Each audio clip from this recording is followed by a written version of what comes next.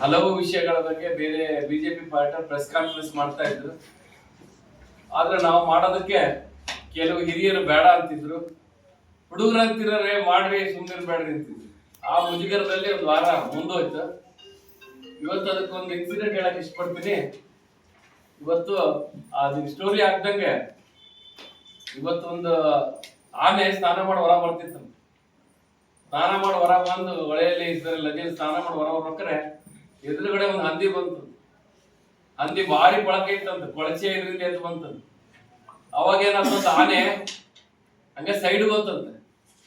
ಅದಕ್ಕೆ ಹಂದಿ ಆ ಪ್ರಾಣಿಗಳ ಹತ್ರ ಎಲ್ಲ ಹೋಗಿ ನೋಡ್ ನನಗೆ ಎದುರು ಆನೆ ಹೋಗ್ಬಿಡ್ತು ಅಂತ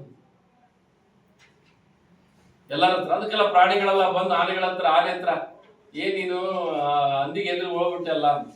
ಅದಕ್ಕೆ ಅದು ಕೊಳಕಿತ್ತು, ಆಮೇಲೆ ಅದ್ರ ಜೊತೆಗೆ ನಾವು ಕೊಳಕಾಗಬಾರ್ದು ಅಂತ ಹೇಳಿ ಅವಾಗೆಲ್ಲ ಪ್ರಾಣಿಗಳು ತಿಳ್ಕೊಂಡ್ರಂತೆ. ಪರಲ್ಲ ಆನೇನು ಬುದ್ಧಿವಂತ ಅದಾನೆ.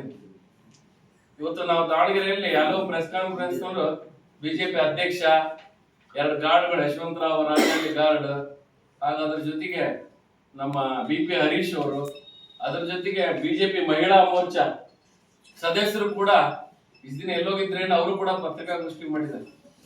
ಇವತ್ತು ದಾವಣಗೆರೆಯಲ್ಲಿ ನಮ್ಮ ಸರ್ಕಾರದ ಆಡಳಿತ, ಸಿದ್ದರಾಮಯ್ಯ ಅವರ ಸರ್ಕಾರ